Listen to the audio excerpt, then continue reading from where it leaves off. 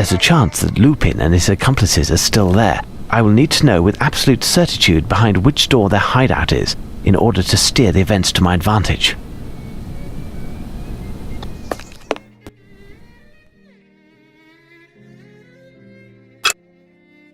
Elongated shape, slender footprint. It's that of a girl, a young girl. Elongated shape, slender footprint.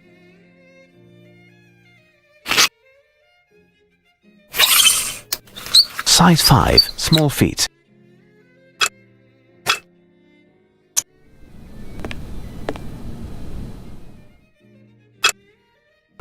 These are work boots. These footprints are size 9.5.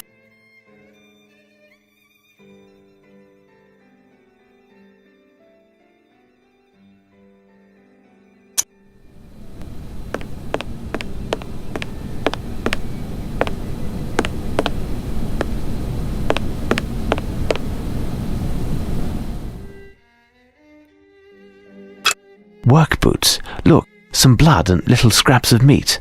The man must work in a slaughterhouse.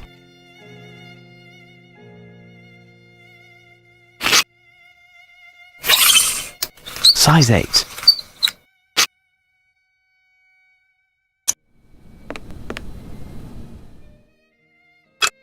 The footprints are indistinct, but they don't seem to be those of work boots.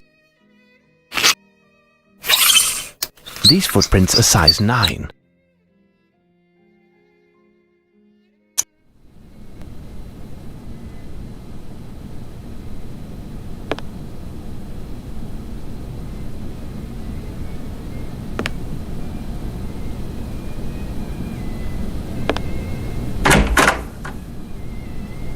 Who are you? Hey, don't be daft. I'm just here visiting a bloke I know, Hack Writer. Know him, don't you? I don't know nothing. You've got a real trap on you. I'd say you're a real fink. I ain't no fink, me. Did he tell you where he was going? See, it's just that he promised me loot, he did. Hear this. I's laying low here tonight. Did a big number already, you hear? The barkeeper over the Lion told me this joint was emptied an hour ago and paid up for the next 3 days. And here I am, but I ain't never laid eyes on you, chap. Could be that he left a little something for me in his snug. I'll just take a peek, will I? Fat chance, but if you want to earn a few cents, go tell Eddie, the barkeeper over the Lion, there's twice as much as I'd thought. Tell him that little Sam is no longer in the race and he should talk to that champ from Chelsea. So buzz off and hold your tongue, or I'll have it taken out by heck. I recognized him. It's Rumpkin, a famous burglar. I need to find a way to get him out in order to search the room without alerting the police. Their intervention would cause a commotion and any clues will be destroyed. I must think.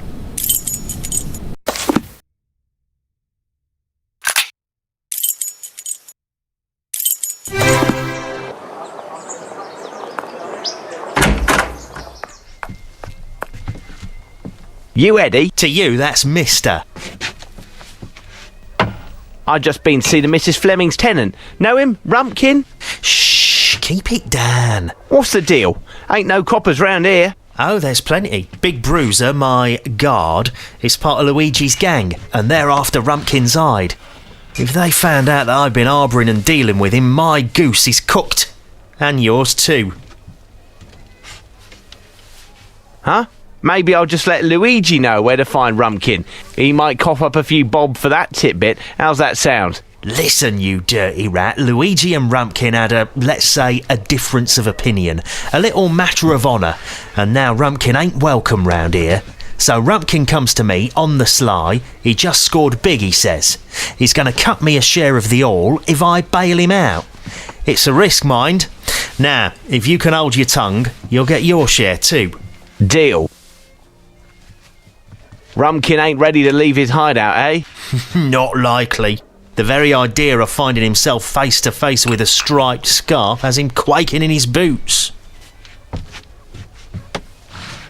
Striped scarf, eh? What's the score with that then? The identifying sign for Luigi's gang.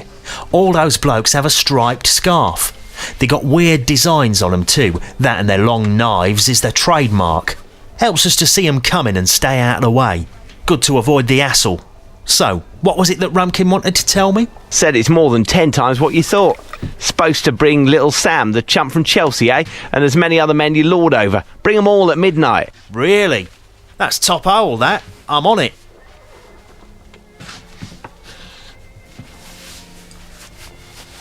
This may prove to be useful. This cloth, the size of a scarf, may come in handy. Phew, his scarf is soaked in wine. If I take it, I risk waking him.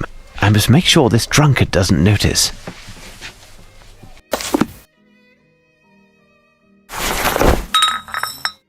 What most closely resembles a cloth soaked in wine? Another cloth soaked in wine. Perfect, he didn't notice anything.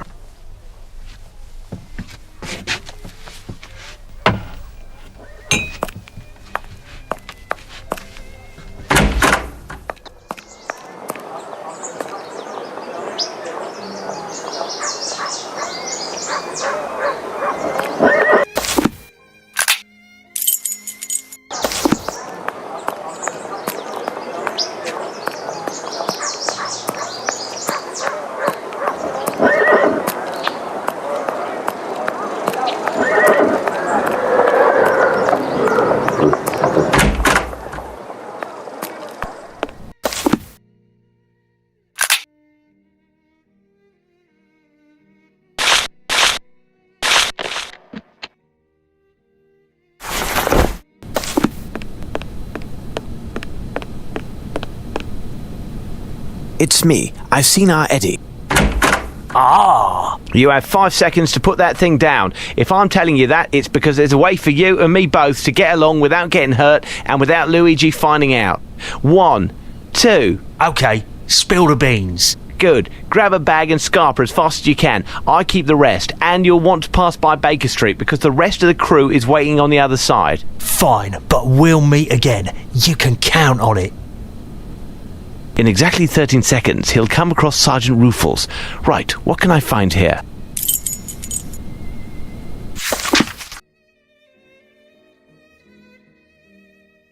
Well, Rumpkin must have lost this paper in leaving. It's definitely the loot from the recent burglary of Herman Grimble's. I haven't seen him since the adventure of the silver earring. He'd be pleased to see me again, especially if I return his stolen property. Certain scraps of wood seem to have been painted with silver paint. It's a strong wood, no dust on it. Let's head to Baker Street.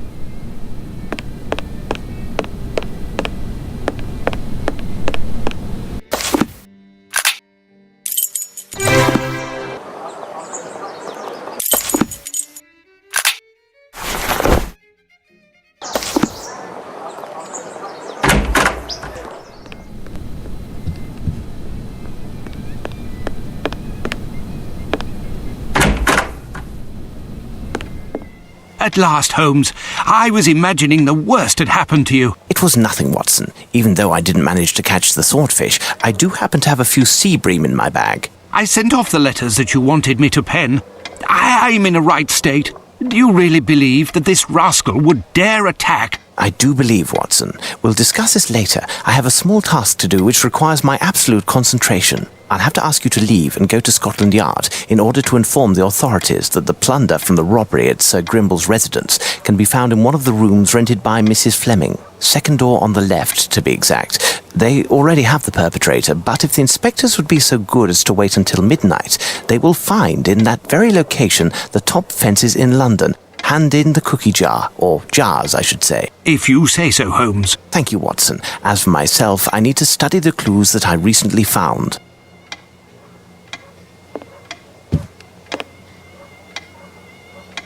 What secrets are these bits of silver wood hiding?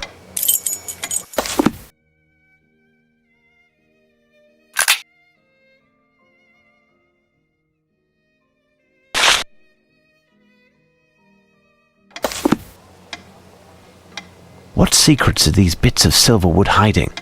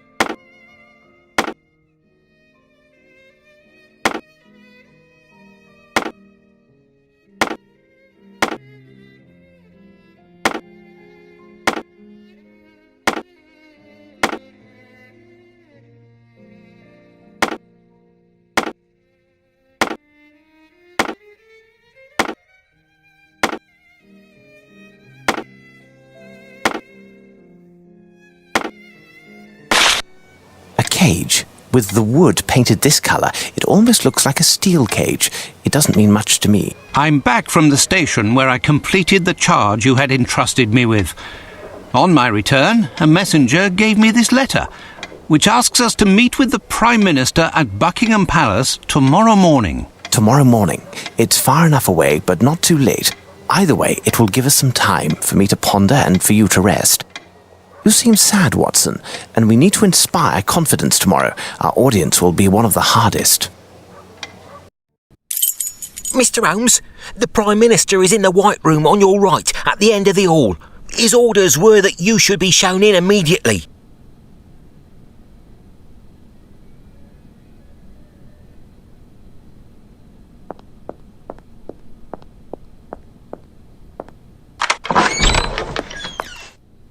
Ah, what good fortune! Here are Mr. Holmes and Dr. Watson. Enter, gentlemen. If the Prime Minister will permit, will the gentleman be joining you for breakfast? No, thank you. We have already eaten, and we are pressed for time. Upon reading your letter, gentlemen, I understood that the request for an audience with Her Majesty had something to do with the burglar on the loose in London. I reacted immediately, even though I am unaware what the target of the next theft is. I also did all within my power to optimize the security surrounding Her Majesty. That is to say, absolutely nothing. What? Indeed, my power is non-existent once the threshold of these walls is crossed, and I've run up against an insurmountable obstacle regarding how to set up the security system surrounding Her Majesty. Her Majesty herself. Have you at least explained to her? She didn't even deign to receive me. Her Majesty is in a miserable mood for some reason or another, and is refusing an audience to anyone. Despite everything, I'm staying here. If it proves that she changes her mind and rules the affairs of the country from this room. All of my councillors are at the four corners of London to represent me. I even have one in the Chamber of Lords to see if Parliament can oblige Her Majesty to receive me. This could take days, and we don't have days. It's the best that I can do. So, Holmes, what can this Frenchman be after? I'm not certain, but I believe that it has to do with Her Majesty herself. He will likely approach her, perhaps even be within earshot. That is out of the question. We cannot take that risk. Of course, we must prevent him. Tell me, what is the odour emanating from the stain at the bottom of your trousers? Oh, that. It's Robillard, Her Majesty's companion's dog. Leamunda is adorable, but her dog is devilish. I arrived early this morning and dozed off on the divan. This abject creature woke me up in his own way. Watch out for this little demon. He has access to the whole palace and hates everyone. I've sent for another pair of trousers, but I have the impression that they'll never arrive. Is there anything that we can do, Prime Minister? You most certainly can. Find me some trousers without further delay and convey the letters. The addresses where they were dropped off are marked on the envelopes. A coach can be found in front of the palace. It's at your disposition. Very well. My dear Watson, you've become a public official of the nation. I won't join you despite the prestige, as there may yet be a way to dispel Her Majesty's bad mood, and gaining some precious time in doing so. Good luck, Holmes. I will return to my work and await the blessed moment. Tell me, Watson, what are you waiting for? A royal escort?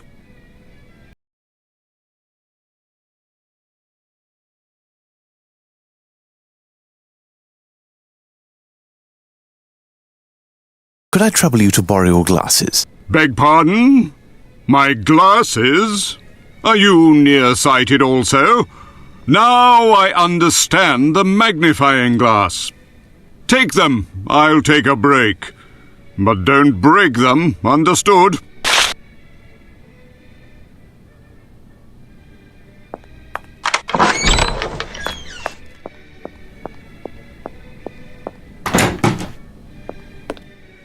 Excuse me. Chauncey, sir, at your service.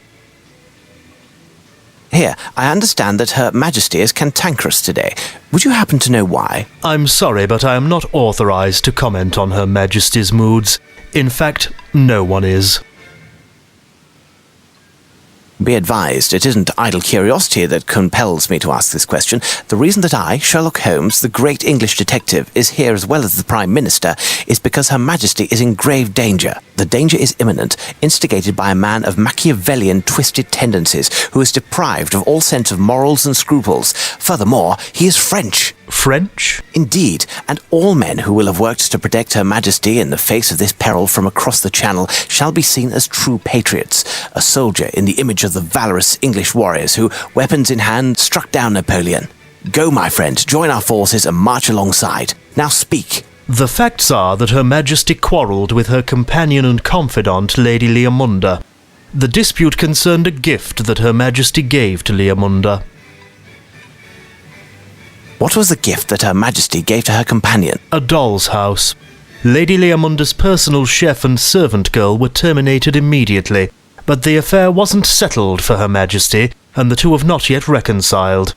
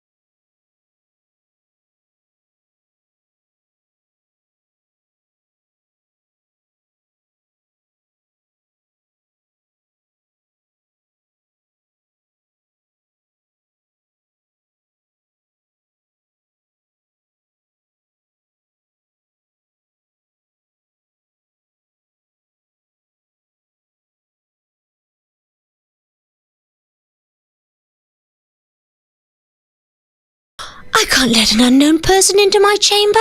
Good God, what will happen to me? Nothing serious, my lady. In fact, I'm here to help you. How do you know that I am in need of help? Help from a tall, distinguished man with a very long nose. My lady, my flair for detection has nothing to do with the size of my nose. As for the help that I intend to provide, it solely concerns the dispute between yourself and Her Majesty. Oh, don't talk of that. She will no longer speak to me. It's not even my fault. Oh, no. Why does Her Majesty reproach you? 3 days ago, she gave me the lovely dollhouse that you see there.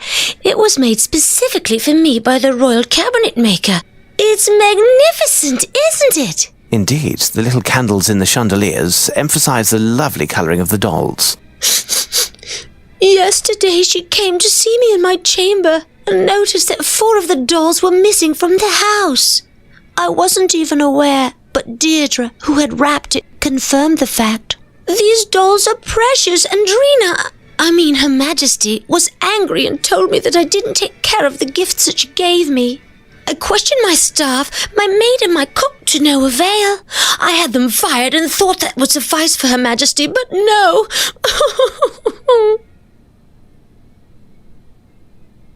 What the dolls look like? I don't even know.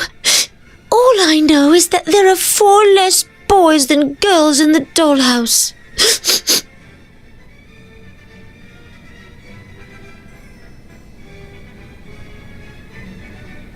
Please calm yourself, my lady. I will see what I can do. Oh, many thanks, sir. Thank you. If you find them, you will be handsomely rewarded. I will prove my gratitude, even if it means...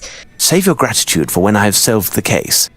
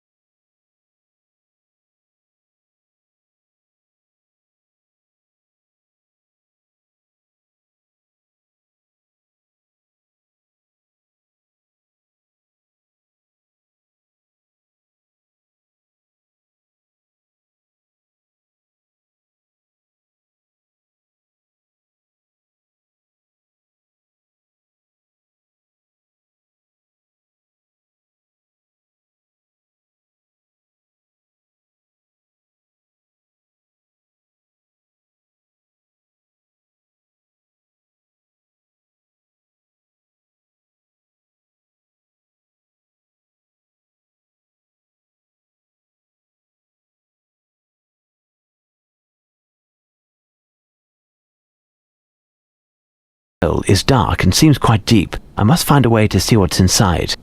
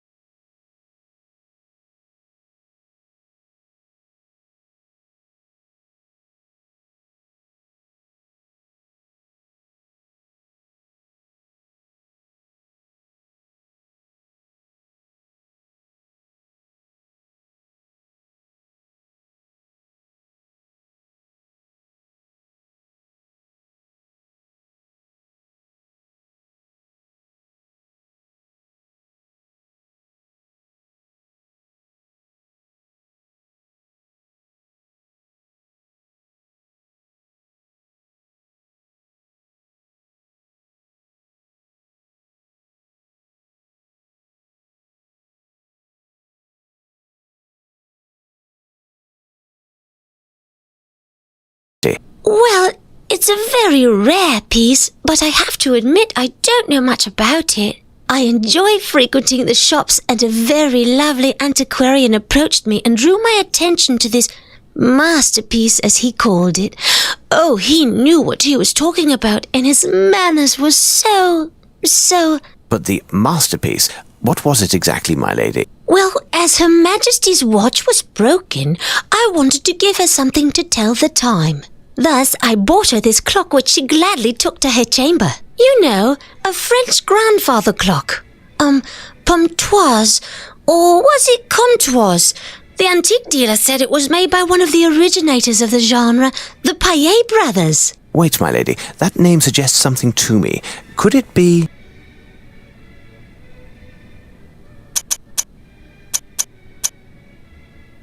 Mayet? Yes, that's it. How did you know? Watson, Prime Minister, quick, sound the alarm. Lupin is in the Queen's chamber.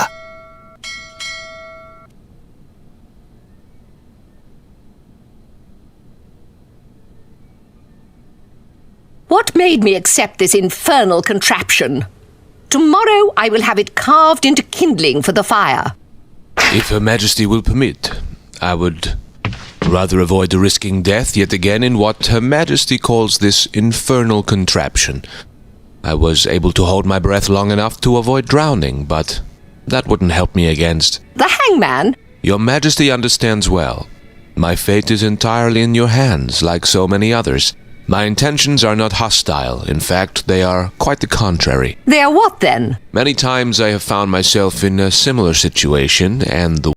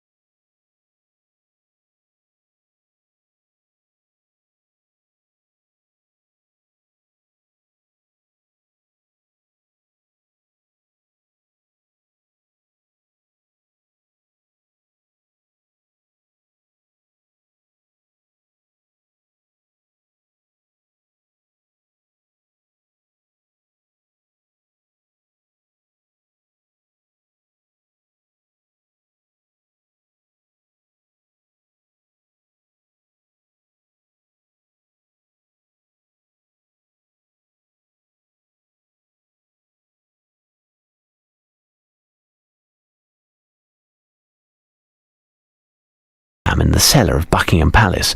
All of these odds and ends must represent what remains of the sumptuous gifts given to the crown throughout centuries.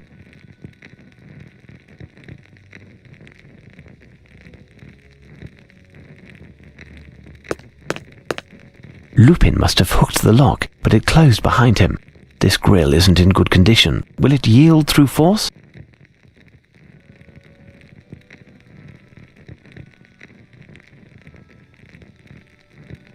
The ground here is slightly sloped.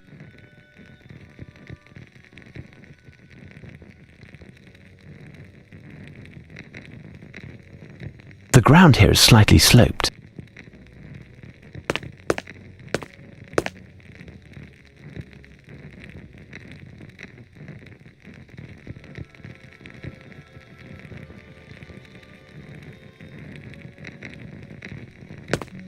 The wood of this statue is intact. It must be quite heavy, but it's possible to lift it slightly.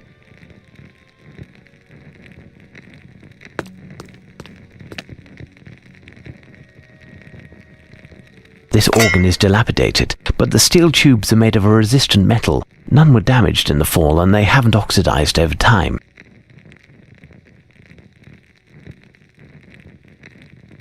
The ground here is slightly sloped.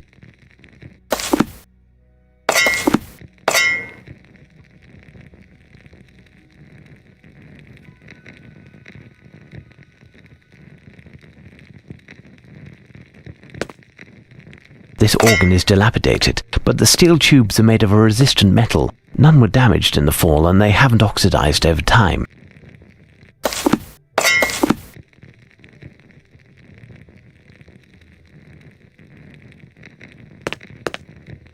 You and I, Lupin.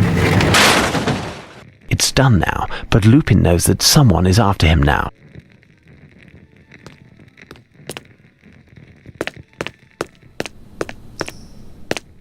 Lupin, he's there.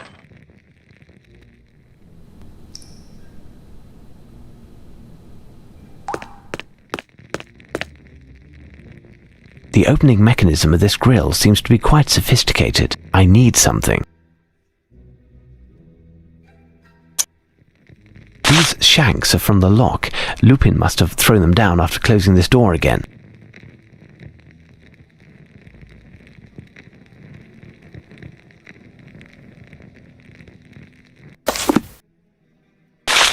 The opening mechanism of this grill seems to be quite sophisticated.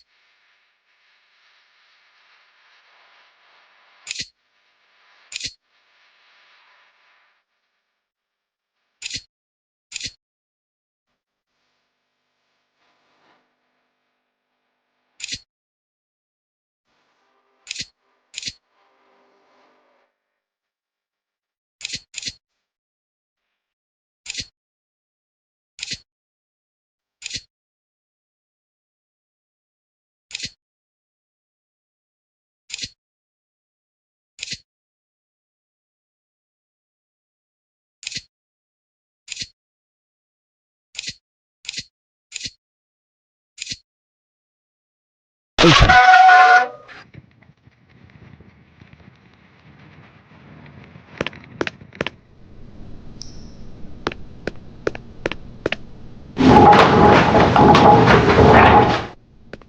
All of these objects are ancient. They must be from the Norman era.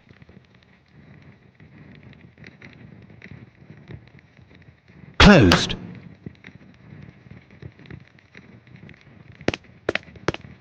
This part is in poor condition. This may prove to be useful. This may prove to be useful.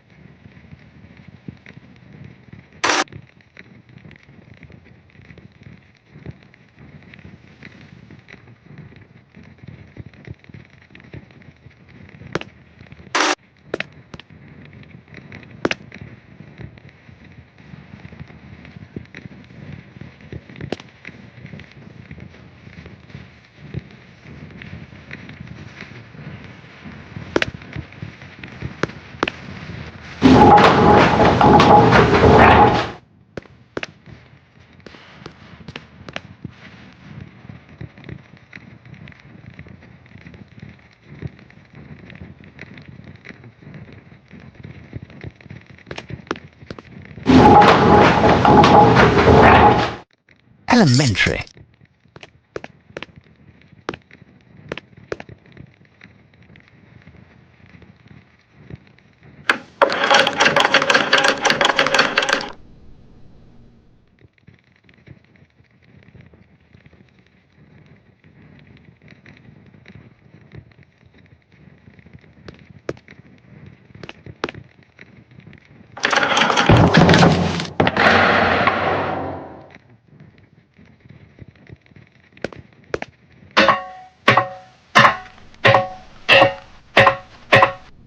I came down a level. I must find a way to get back up. This bagpipe is capable of releasing air under great pressure. That can surely be of use to me.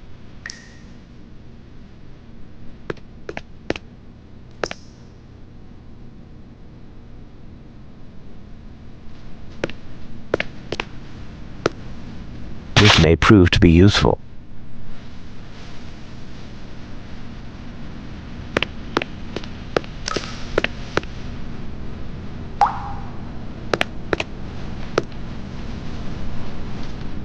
There is something here. These footprints are too blurred to gain any information.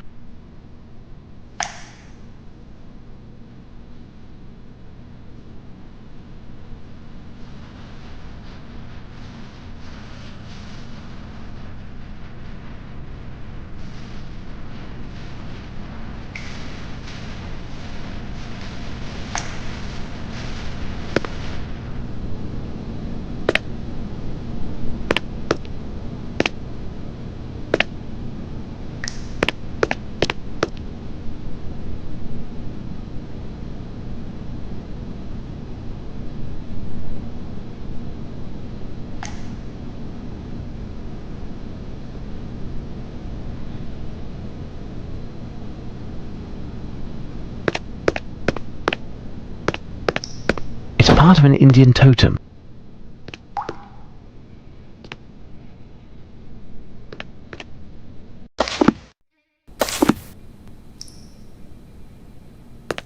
It's part of an Indian totem.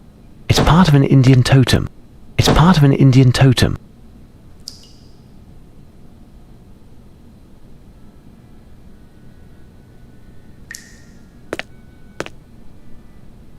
I must put these pieces on the ground in order to better piece this totem together.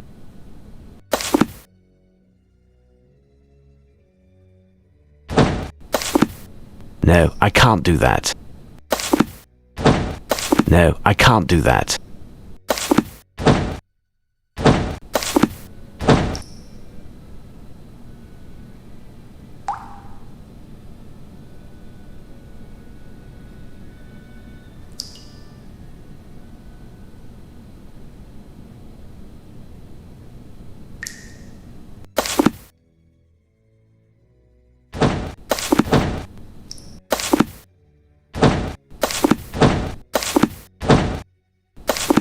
Elementary.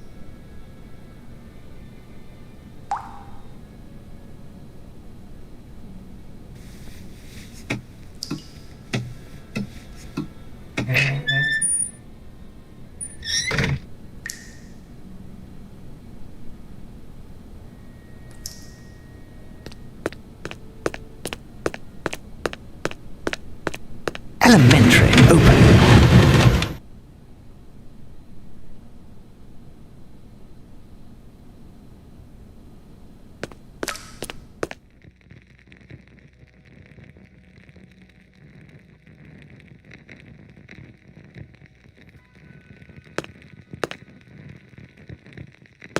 This may prove to be useful.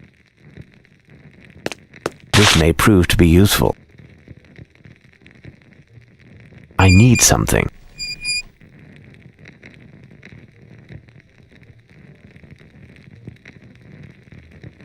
I came down a level. I must find a way to get back up.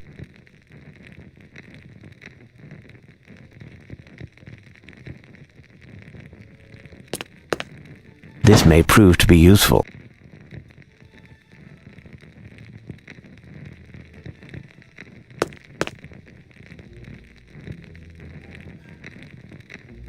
I need something.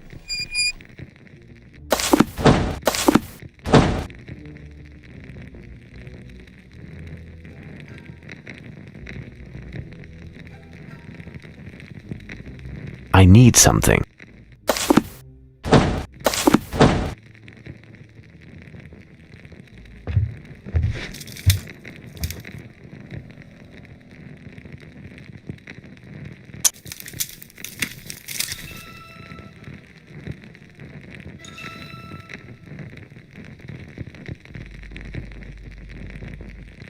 I came down a level. I must find a way to get back up. I came down a level. I must find a way to get back up.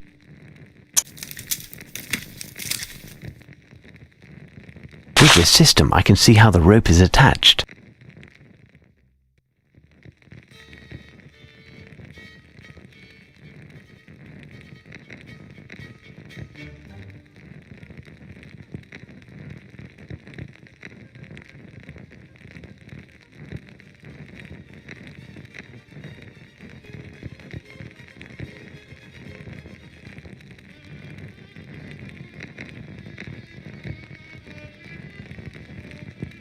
I need something.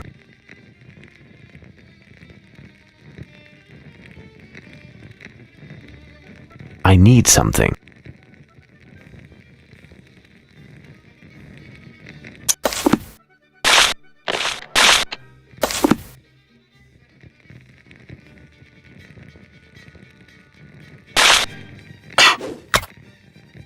Open.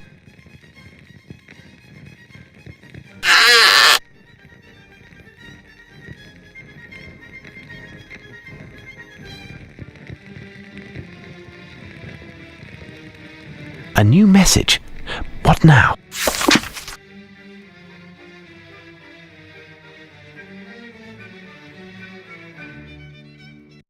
Her Majesty is nevertheless safe. It wasn't without difficulty, but I managed to get her to accept a triple retinue. It's strange, but something has changed in her since this incident. After her understandable anger, she seemed incredibly serene, even playful. I've never seen her like that. When I left her, she was dreamy. Regardless, nothing happened to her, and that's all that matters to us. I have placed an additional 12 of our best agents amongst the staff at her country residence. My goodness! Intruding into Buckingham Palace like that! That Frenchman isn't lacking in daring, and all for nothing, it would appear. How is that? Lupin went through all that trouble without succeeding? Perhaps this will put an end to all this folly. If we are to believe the calling card that Lupin left for me in the basement at Buckingham, it would appear he accomplished his aim, although he didn't specify what that was. Furthermore, he seems determined to bring this whole enterprise to completion and commit his last theft tonight. If he succeeds, we will have lost a fifth battle, and with it, the war. National humiliation is in the offing, our Waterloo. Holmes, how can you be so defeatist? You haven't clearly explained how Lupin managed to escape from the Queen's bedchamber and the palace, but he seems to have had a fair bit of luck yet again. It can't last forever. In addition, we are English and must claim what is rightfully ours. Well put, Dr. Watson. As courageous as he is, I assure you he took nothing from his quick pass through the Queen's bedchamber. Either way, there was nothing to take. The bedchamber, like Her Majesty's lavatory, are models of austerity. As for the crown jewels and other adornments, they can be found in a steel cage at the other end of London. Lupin is nothing but a braggart, a trite cat burglar who got incredibly lucky and will soon find himself shackled at the ankles and wrists in one of the dankest cells at Dartmoor. Tell me, Dr. Watson, what do these phrases mean, and where must we go in order to put an end to this masquerade?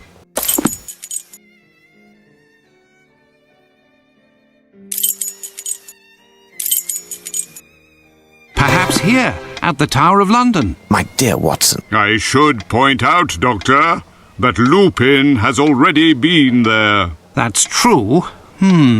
But the message in the card... I've got it! He entered by dint of a clock in a great palace of stone. He is going to a location that is a bit of both. A great clock made out of stone. Big Ben! My word, Dr. Watson, you are correct. I will immediately summon all of London's police force in order to set a trap around Big Ben. You are both to join me in an hour. Tonight will be a big night, my fellow compatriots. A night for victory over the French, who are...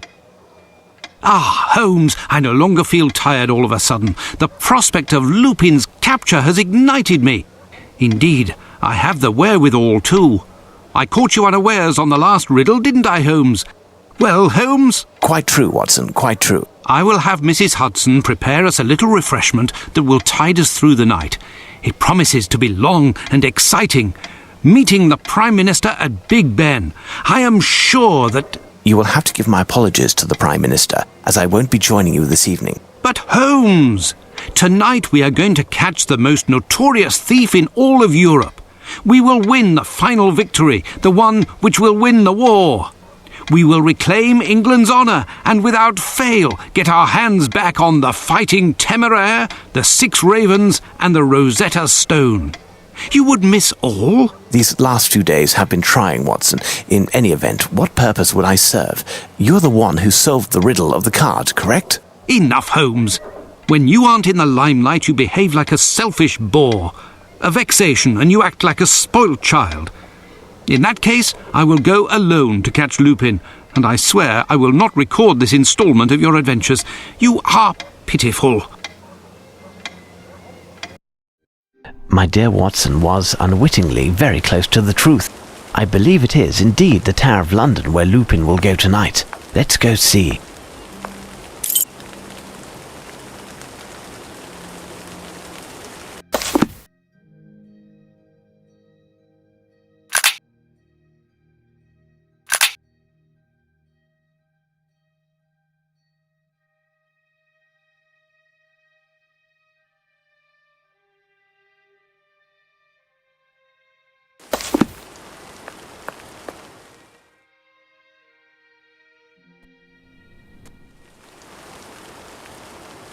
Here, we are in place. Inspector, have you checked the plan? Affirmative, Prime Minister. Half of Scotland Yard is in the building. The other half is spread out over the vicinity with mobile patrols. No one can pass unseen. Perfect, gentlemen. There's nothing else to do but wait. This will be our revenge. The merit belongs to you, dear Doctor. You will have the honour of bringing the news of our triumph to Her Majesty. Thank you. But we cannot forget Holmes, who... By the by, where is he? He preferred to remain at Baker Street. I think he is somewhat vexed that I was able to resolve the affair without him. We wouldn't be mollycoddling Holmes. Too bad for him. He'll learn of Lupin's capture through the papers. If I am mistaken, I'll be the only one to know. However, if I am correct, Lupin has very little lead on me and will remain unaware of my presence here.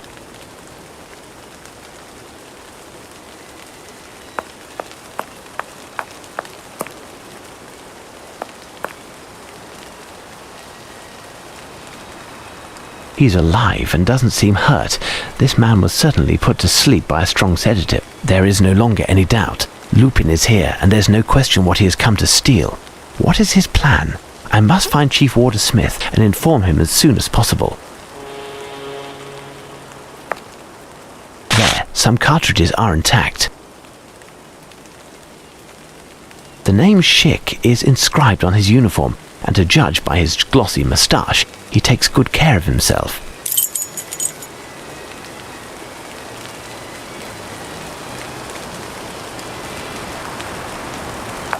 This sidearm was submerged in water and is unusable.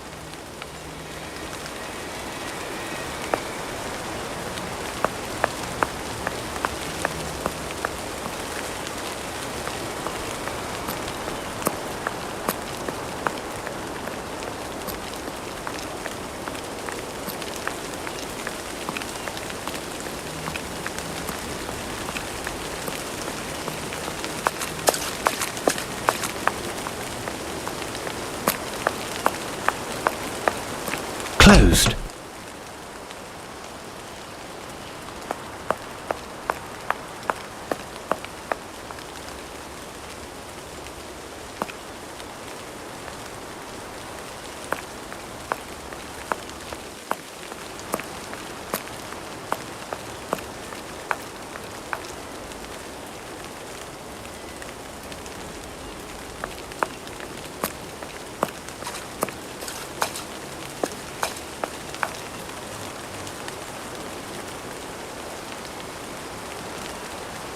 Lupin must have installed this rope in order to take the maximum number of objects out of the Tower of London without having to transport them. Think, if I want to catch Lupin and be assured that he hasn't been able to remove the jewels before that time, I must prevent him from using this rope without him noticing.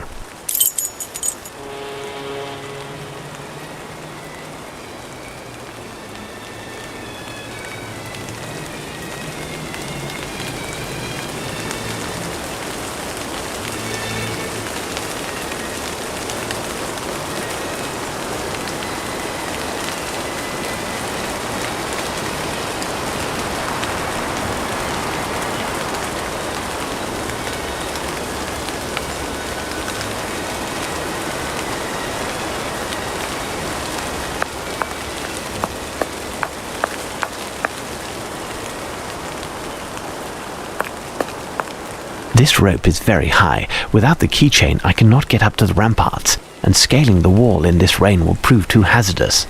I will have to wing something towards the rope. Something that can cut it or burn it, perhaps.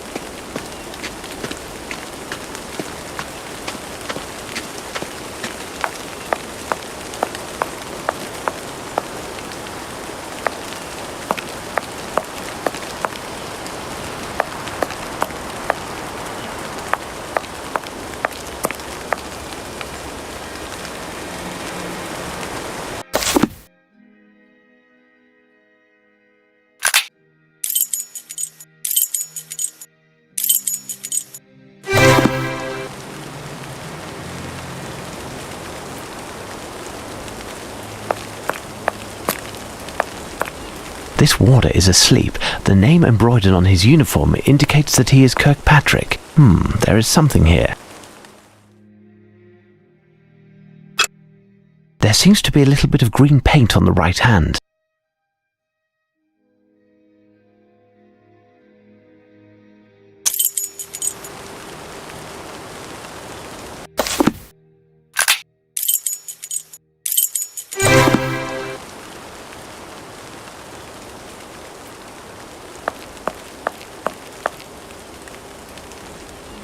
It's Chief Warder Smith's hat.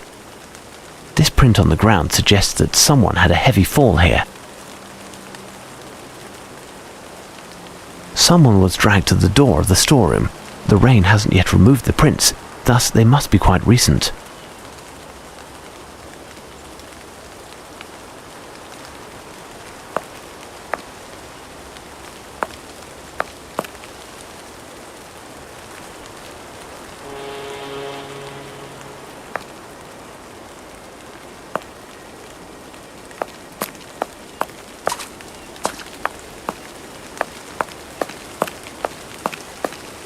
Someone was dragged to the door of the storeroom. The rain hasn't yet removed the prints, thus they must be quite recent.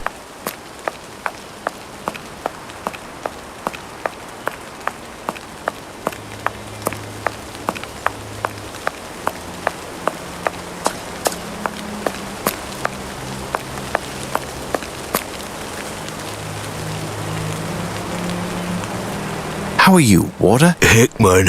Are you injured? No, but I have a headache. I feel sleepy. Wake up. Where's Chief Warder Smith? He left with the doctor into the storeroom.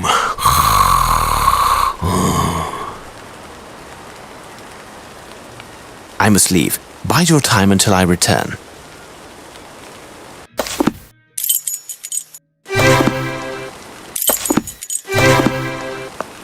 Closed.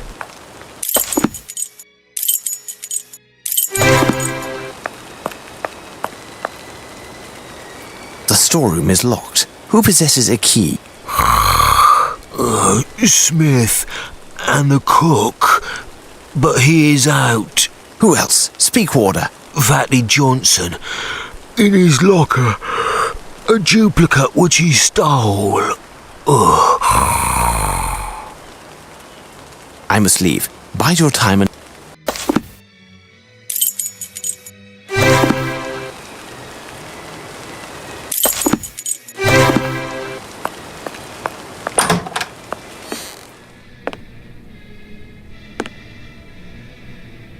Open.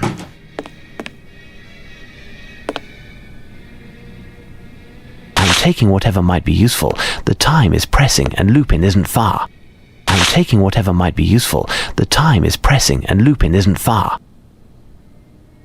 This may prove to be useful. This may prove to be useful.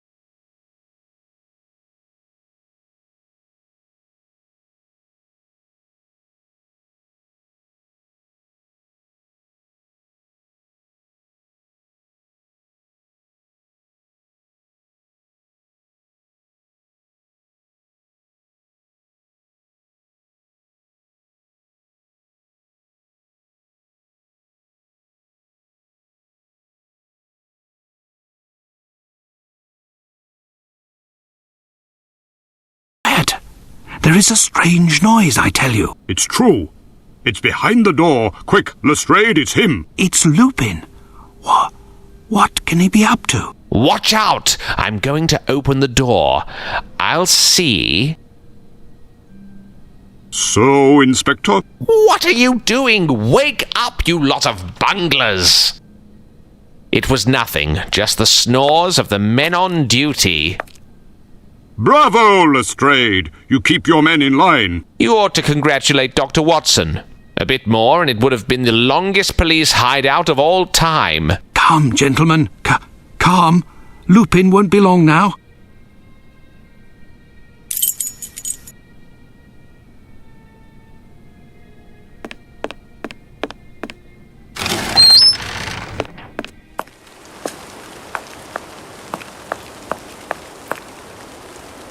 Which is Johnson's locker? Where is it in the locker room? Don't know. I never pass it. Where is your locker and those of the wardens that you know? My locker. It's the fourth on the left, next to Bell and the new. Opposite the fellow who is on duty with me. Willoughby is closest to the entrance. At the back is Dirty Flint. His locker stinks, and nobody wanted to be next to him.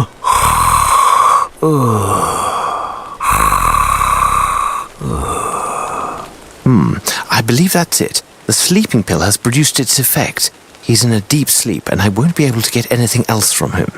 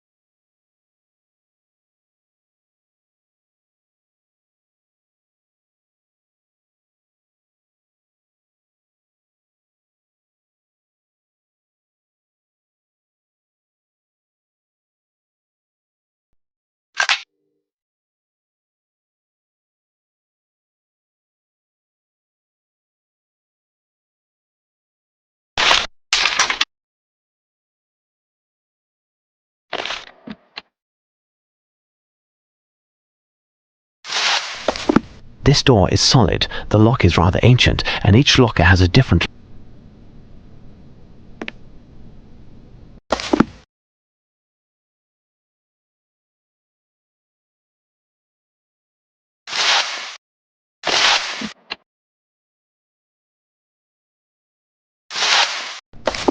I will have enough gunpowder to blast open one locker.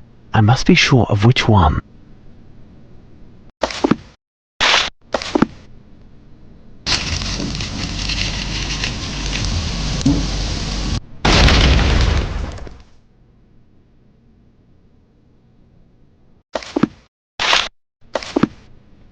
Open. This must be the key to the storeroom. This haggis is fresh and supple. Perhaps it is meant for the cook in order to prepare a special dish. Not appetizing, but I am taking it regardless.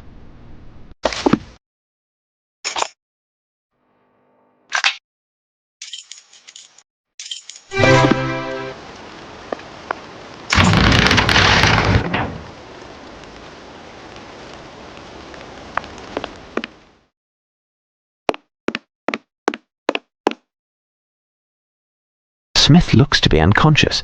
Is there a chance of waking him up?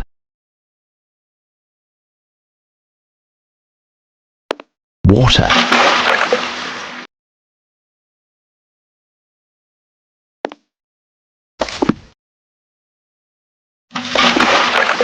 That's it. Hickman fell asleep quite gradually, probably under the effect of a strong narcotic. The prints on the ground in front of the storeroom made me think that Smith was knocked out and not drugged. Thus, only a bit of cold water was necessary to awaken him. Smith, wake up. Do you hear me, Smith? It's Holmes.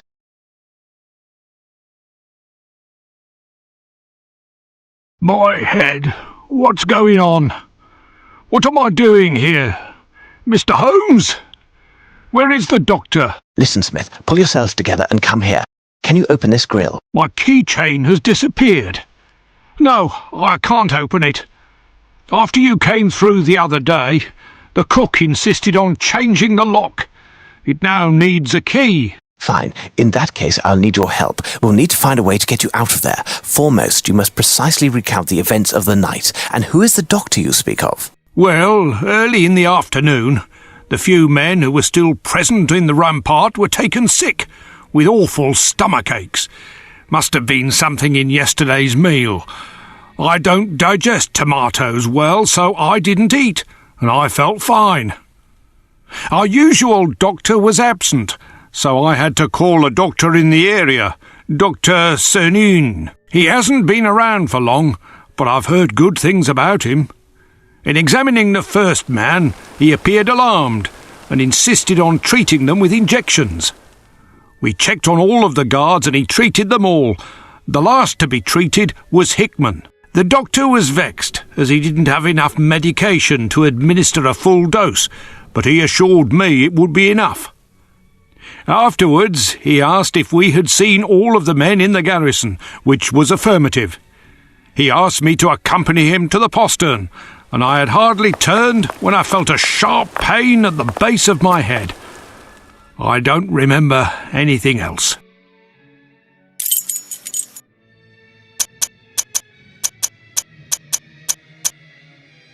I am beginning to see. What medication did he administer? I really don't know. An empty vial fell into a puddle, and I picked it up. The label is damaged, and the water would have washed out any remaining substance. Impossible to tell what it held. But what are you doing here? Can you explain what's going on? I assume that the guards who are watching the crown jewels were also attended to. Yes, and the only key leading to that room is on my chain. I must help you out of here. Is there another key to this grill? The cook has one, but he's out. However, I think I had a spare key to the guardroom maid, and it wasn't on my chain. You might just find something there that will get me out of here, or capture the person responsible for all of this.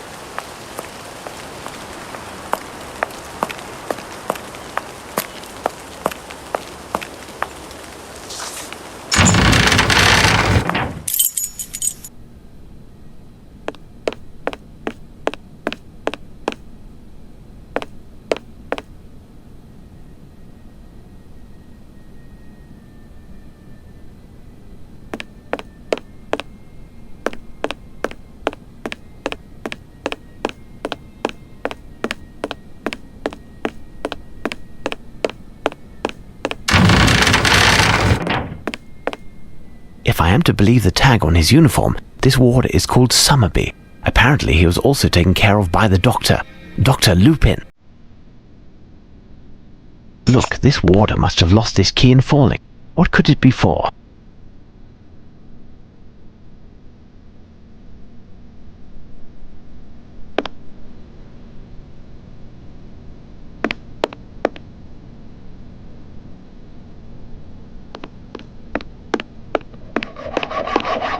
It's the door of the Queen's jewel house, and it is quite solid.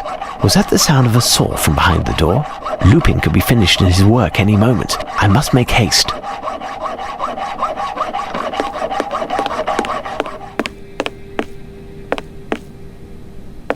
A small navy cannon in perfect condition. It is just missing the wheels. This served to store the exact quantity of powder necessary to load the cannon. The interior diameter of this cannon is approximately 2.5 inches.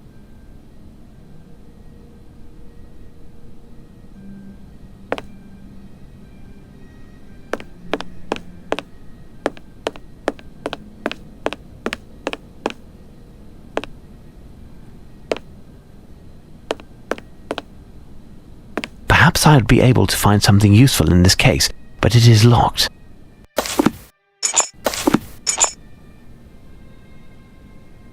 This may prove to be useful. This may prove to be useful.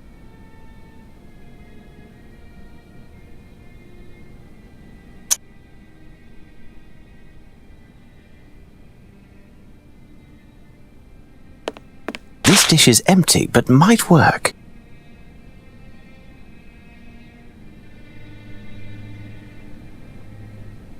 This liquid has a strong smell. Certainly a petrol derivative to lubricate or clean metal. There isn't much left, just enough to moisten a rag. This helmet stand is quite singular, sturdy and very light.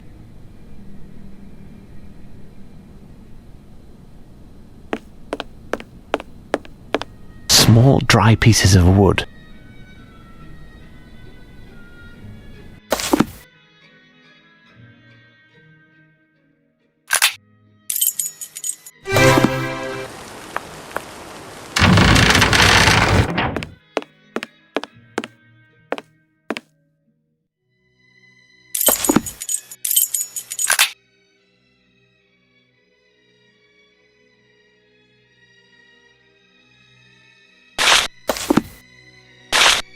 Take this file, it's all that I could find. Is there any way to enter the jewel house without a key? No, not without a cannon at least. In that case, I'll have to find one. You are kidding, I'm sure. I would not trifle with such a serious matter as this.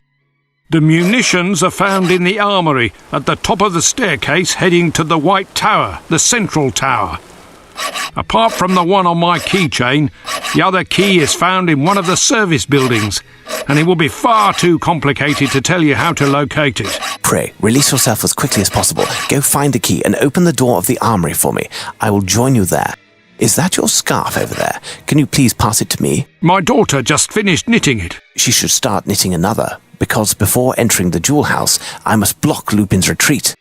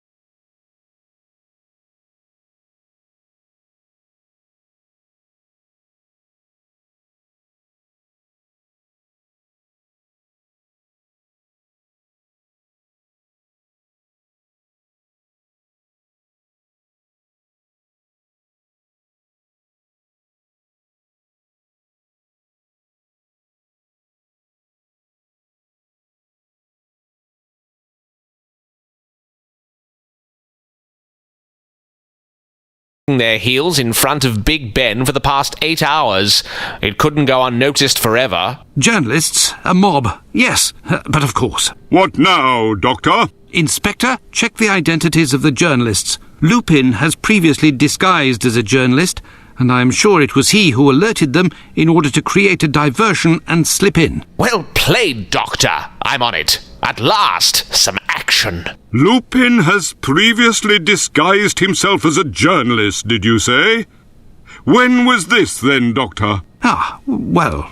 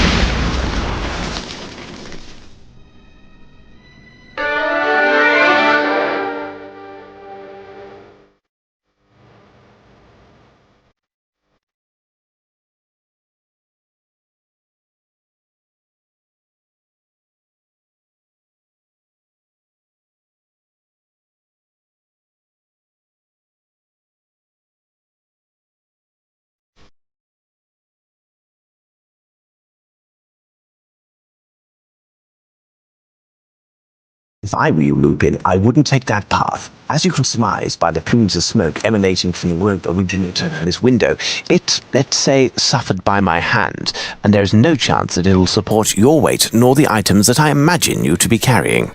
You impress me, Mr. Holmes. You see, I concocted this plan with such thoroughness and, I'm sure you'll agree, a fair amount of genius, such that I was saddened that none would see it as I brought it to fruition. And yet, there you were from the first. A bit too close for comfort, wasn't it? And if you are here, it's because you must have searched, and most certainly found all of the parts of the puzzle, down to the smallest detail.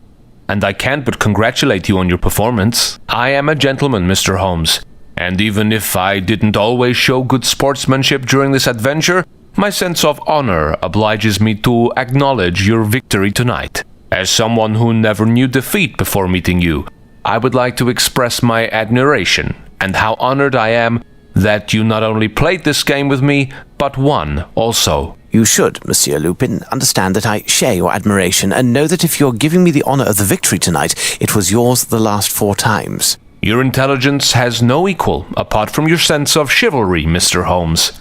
You know as well as I do, those were but a few minor obstructions, and whoever wins the final battle takes the war. Despite everything, our camp suffered some losses, the gravity of which could have been fatal if they had been made public.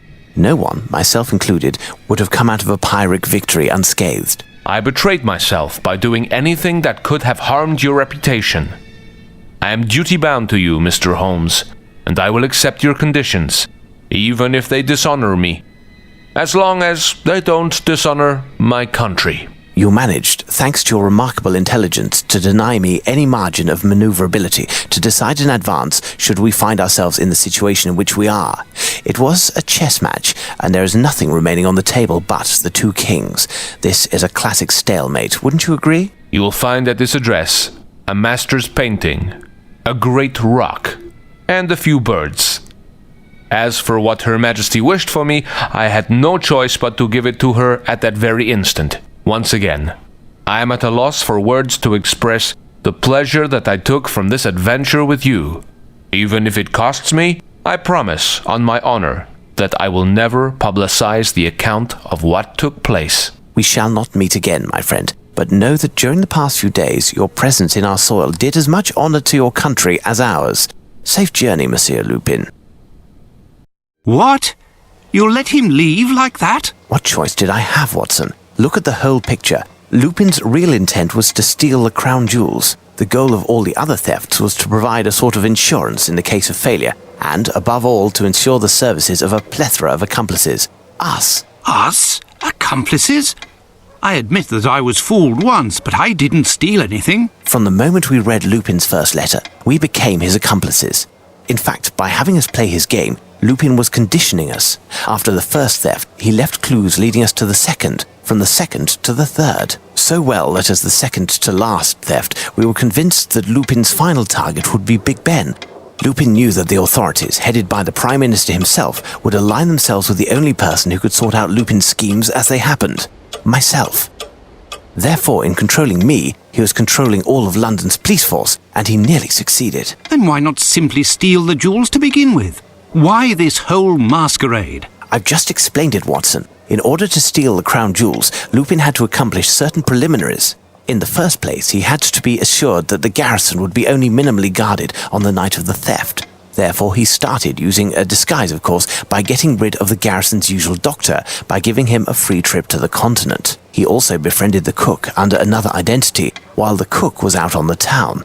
Thus, he was able to suggest a specific recipe for a specific date, the eve of the jewel theft. Then he went to nab the ravens. The effects of this theft permitted him to first create an inauspicious event that forced reduction in the size of the garrison so that the news wouldn't spread. Second, to have access to the storeroom in order to poison the tomatoes that were going to be used in the recipe that he gave to the cook. Third, to pose as Paul Cernine, that doctor who would be called in the case of emergency. Fourth, given that a theft had already taken place at the Tower of London, we would have had to have bats in the belfry to think that there would be another. Lupin also needed to get the police out of the area, which happened as I already explained. I understand, but what of the other thefts? A part of the process of conditioning, they caused us to put little weight on the theft in the Tower of London. If that had been the only prelude, we would have taken more time to ponder the clues and find Lupin's true intentions. Yet this time he didn't leave it up to us. And so, like I told you, these thefts were his insurance. Lupin had beaten us 4 times on the battlefield of English honour, such as he had suggested to us in his letter. Our pride in not bringing our defeats public was our sin, and it made us prisoners of his game. If he had proven beaten, he could have profited from the restitution of the objects, the price of his silence regarding our failures, and the true value of our police. A discreet release was a small price to pay with regards to an affront of international scope. Do not forget that the Queen herself is implicated. Indeed. It is, moreover, a matter of conscience for me. When I write this adventure, I do not think I... But there's no question, Watson. You cannot write about it. You promised before God that you wouldn't. But, Holmes... Your word is your bond. In any case, you wouldn't want to relate the ignoble theft that you committed, that of my Order of the Legion of Honour. Holmes, you know that. It's in the past, Watson. It's in the past. Incidentally, a young woman came by to return it a few moments ago. She wanted to deliver it to you directly. She seemed to know you well. A young woman who can be found at the Golden Lion, am I right? She doesn't seem like your usual client, unless, of course, you were the client in this case. What do you say, Watson?